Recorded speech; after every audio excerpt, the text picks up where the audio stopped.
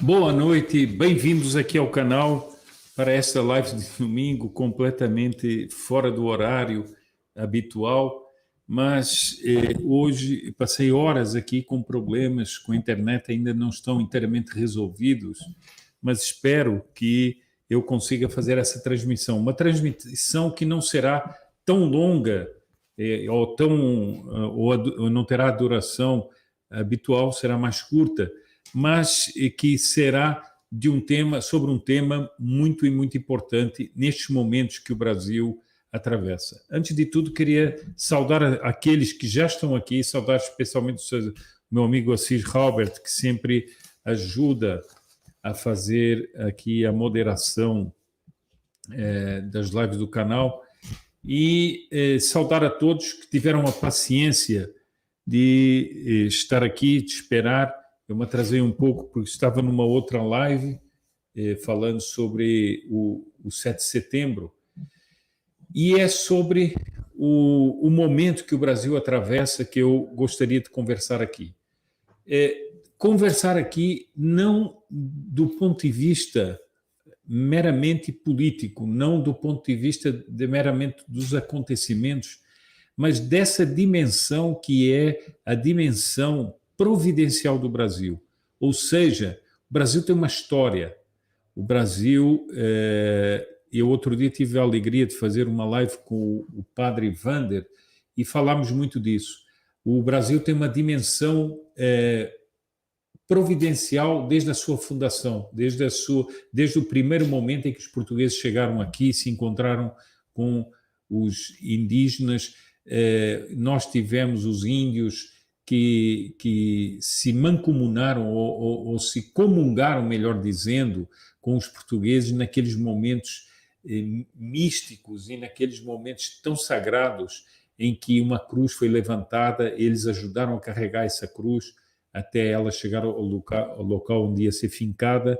Depois, durante a primeira missa, tudo o que ocorreu, enfim, não vou agora me debruçar sobre isso, mas toda a história do Brasil é perpassada por uma linha providencial. Houve desventuras, houve erros, houve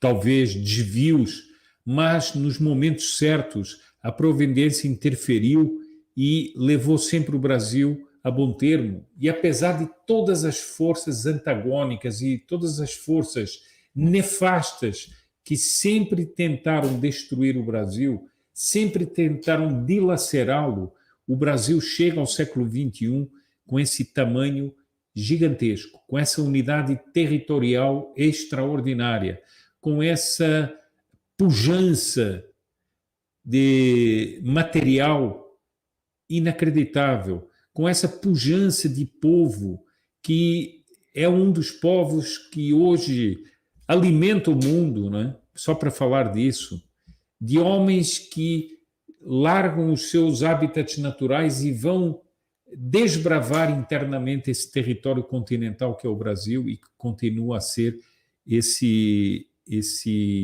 país que, sinceramente, acredito que marca não só o presente, já como uma grande potência, apesar de todas as coisas que gente internamente no Brasil e gente externamente, como outras potências, tentam fazer contra o Brasil.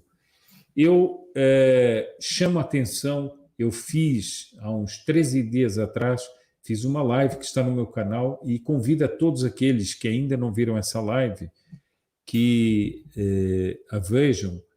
É uma live em que eu fiz uma análise desse momento histórico do Brasil com base nas palavras do professor Plínio Corrêa de Oliveira a respeito da Constituinte em 88. E ele faz uma previsão que eu considero profética a respeito do que aconteceria no futuro no Brasil. Não apenas politicamente falando, mas o que é que historicamente aconteceria no Brasil. Nós veríamos o despertar de um povo do seu letargo. Veríamos esse Brasil de profundidade, que não é representado por um Brasil de superfície, de acadêmicos, de políticos, de juízes, de jornalistas, infelizmente, de tantos clérigos progressistas ele que não é representado por isso, ele se levantaria de seu letargo e oporia a essas pessoas e a esses que tentam dominá-lo com ideologias nefastas, como é o comunismo, ele se oporia a isso e não permitiria que isso acontecesse. Ora, hoje me pareceu que eu devia trazer aqui um pequeno trecho de um discurso feito em 1968, também ele uma grande previsão sobre o Brasil, feita pelo professor Plínio Corrêa de Oliveira, quando a TFP encerrava a sua campanha contra a infiltração comunista na igreja. As TFPs de vários países se uniram e fizeram um pedido a Paulo VI para que tomasse medidas contra a infiltração comunista na igreja. Bom, no discurso, que eu vou ler apenas um trecho, eu queria ter passado aqui as próprias palavras gravadas do Dr. Plínio, mas não consegui, não só por questões técnicas, mas porque a gravação teria uma certa dificuldade em passar aqui a gravação. Mas eu deixei na descrição deste vídeo, se forem à descrição, tem o link dessa palestra e eu recomendo que ouçam a própria gravação desse trechinho desse discurso. O que é que esse discurso vai tratar? Vai tratar precisamente do lado providencial, precisamente de um momento histórico que o Brasil passará no futuro, em que ele terá que dizer e terá que decidir perante a história o seu rumo. Esses momentos não são apenas um momento, são momentos que se vão escrevendo na história. Por exemplo, em Guararapes, houve algo dessa decisão. Ali, o Brasil, no seu, a bem dizer, no seu nascedouro ainda, se definiu, inclusive pela comunhão daqueles que representavam esse amálgama que era o Brasil. Então, esse é um momento, há muitos outros momentos na história. E a independência tem a ver com isso, e nós estamos, neste momento, o Brasil está neste momento vivendo algo de histórico, algo em que o seu povo está definindo o rumo da história, e em que aquela minoria que usurpou as funções do Estado para conduzi-lo ao desastre, para conduzi-lo a um antidestino providencial, a um antidestino antiprovidencial, esses estão numa luta e num desespero de verem que há esse levante do Brasil profundo contra esses desígnios que, no fundo, são contra a providência. Eu, antes de ler o trechinho do discurso, queria também chamar a atenção do seguinte. Alguém poderá dizer, mas infelizmente existem muitos fatores de decadência no Brasil atual. É verdade. Existem muitos fatores de corrupção moral na sociedade brasileira atual. É verdade. Existem muitos fatores de corrupção até religiosa, desvios, desastres na questão religiosa e moral no Brasil. Também é verdade. Mas há certos momentos da história em que a providência e, sobretudo, Nossa Senhora, que é a fonte da misericórdia, a fonte de todas aqueles que lutam por uma fidelidade, ainda que truncada, a Nosso Senhor, ela ampara, ela dá ânimo, ela dá força e ela dá esperança. Não podemos jamais perder a esperança, não podemos jamais perder a certeza de um futuro grandioso para o Brasil. mas esse futuro depende da nossa posição, depende das nossas orações, depende da consciência que nós tivermos de todas essas falhas para que o Brasil possa decidir no seu conjunto, neste momento histórico, qual o seu verdadeiro caminho. As palavras são muito impactantes, as palavras são muito elevadas, e eu, quando as vi, pensei que seriam apropriadas para nós as lermos neste domingo, que antecede o 7 de setembro, não esquecendo o seguinte, que a data do 7 de setembro é uma data simbólica em que, digamos assim, o Brasil ganhou a plenitude da sua maioridade. A plenitude da sua maioridade diante de Deus e diante da história. E a partir daí começou a trilhar um caminho que era uma continuidade com o seu passado, uma continuidade com os séculos que se tinham passado e, ao mesmo tempo, era algo de novo. Era algo de um novo passo. É como alguém que atinge uma certa idade na vida, ele não rompe com o seu passado, ele continua o seu passado, mas começa uma etapa importante. E ali começou essa etapa muito importante. Bom, então eu leio esse trecho desse discurso de 1968, que é carregado dessa certeza, que é carregado dessa esperança de que há um desígnio providencial no Brasil e, em um certo momento, o Brasil será chamado a uma postura histórica. O Brasil será chamado a tomar uma postura diante da história. Ou ele se acovardará, ou ele se porá de pé e mostrará que não se dobra às pressões infames, nem às ameaças, por mais que elas sejam assustadoras. Bom, então eu passo para a leitura e depois volto a dizer que vão à descrição desse vídeo, vejam lá o link da própria palestra e, se puderem, assistam a própria palestra. Passo então à leitura. Há no Evangelho uma promessa de bem-aventurança que diz o seguinte: bem-aventurados os mansos, porque possuirão a terra. Bem-aventurados aqueles que não amam a rixa nem a briga. Bem-aventurados aqueles que não amam a violência. Bem-aventurados aqueles que não amam a violência, porque deles será a terra. Deles será a terra, porque eles atrairão a si o amor dos homens que realmente amam o bem. Deles será a terra, porque eles saberão opor-se com uma força invencível àqueles que os queiram jugular por uma violência ilegítima. Isto é muito do que nós estamos vivendo neste momento.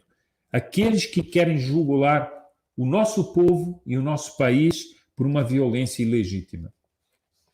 Ou a força cristã do verdadeiro católico que tem a mansidão do nosso Senhor Jesus Cristo, o Cordeiro de Deus. Ou do verdadeiro católico que tem a força indomável do nosso Senhor Jesus Cristo, o Leão de Judá. No momento em que nosso Senhor Jesus Cristo foi preso, alguém lhe perguntou: és tu Jesus de Nazaré? E ele respondeu: ego sum. E todos, tomados de terror, caíram com a face em terra. Esta é a majestade, esta é a força, esta é a dignidade daqueles que têm a mansidão cristã. Agora, Teodoro deu este exemplo do Nosso Senhor e vai aplicar este exemplo ao Brasil e a um momento histórico que o Brasil passará, um ou vários momentos. Nosso país é um país cordato, um país que ama a mansidão, um país cuja história tem fugido às lutas. Mas, se algum dia alguém de nós se aproximar e disser: és ainda tu, Brasil cristão, não aceitas a pressão que se quer fazer contra ti? Eu tenho a certeza que esta nação responderá com uma força que ainda ninguém lhe conhece, mas que está nascendo nas tormentas do momento atual.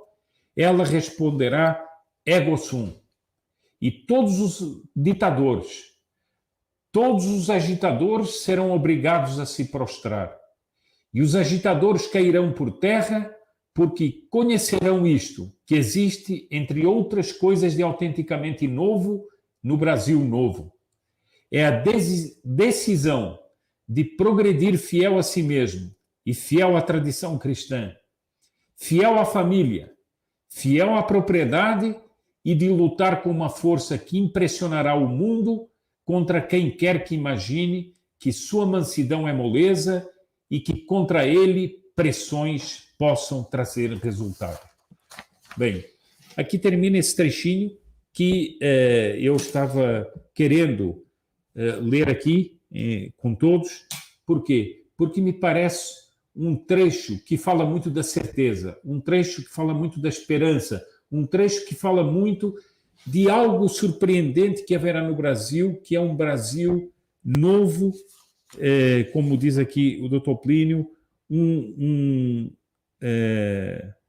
algo de novo num Brasil novo, algo de autenticamente novo num Brasil novo.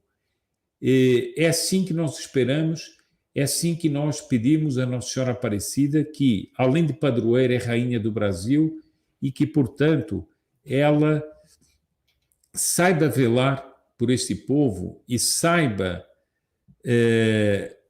como que esquecer as suas faltas e dar-lhe ânimo para resistir aos tiranos e àqueles que querem afundar o Brasil, dividir o Brasil, afundar o Brasil no caos, dividir o Brasil, fraccionar o Brasil, inclusive geograficamente, e que os brasileiros tenham a verdadeira liberdade dos filhos de Deus.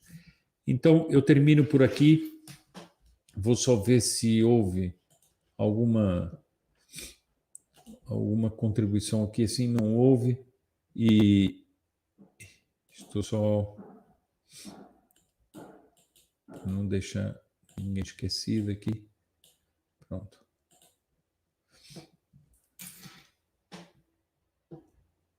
Bom, eu vi aqui uma pergunta que alguém faz aqui, se o Brasil estaria incluído na promessa de Nossa Senhora sobre manter a fé católica. Eu, infelizmente, não sei, mas podemos fazer um raciocínio a esse respeito. Eu ouvi da própria boca do cardeal Edmund Burke que ele considerava, sim, que o Brasil estava incluído naquela promessa. E acho que se pode tirar logicamente disso, pode-se tirar logicamente, de tal maneira o Brasil há uma continuidade de Portugal, de tal maneira há uma união, apesar de independência, há uma união entre esses dois povos, que quando Nossa Senhora apareceu em Fátima e fez essa promessa, creio que ela estaria também voltada para o Brasil, sim. É uma opinião pessoal, mas creio que sim.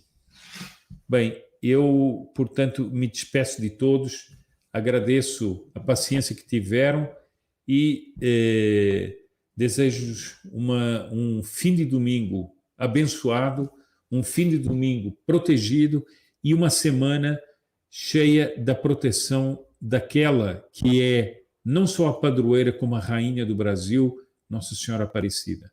Que ela vele por esse grande país, vele por esse país que tem um destino providencial e não permita que os seus inimigos, que aqueles que tramam contra os desígnios da providência no Brasil, triunfem, mas pelo contrário, dê o triunfo aos desígnios que são os dela nessa terra de Santa Cruz.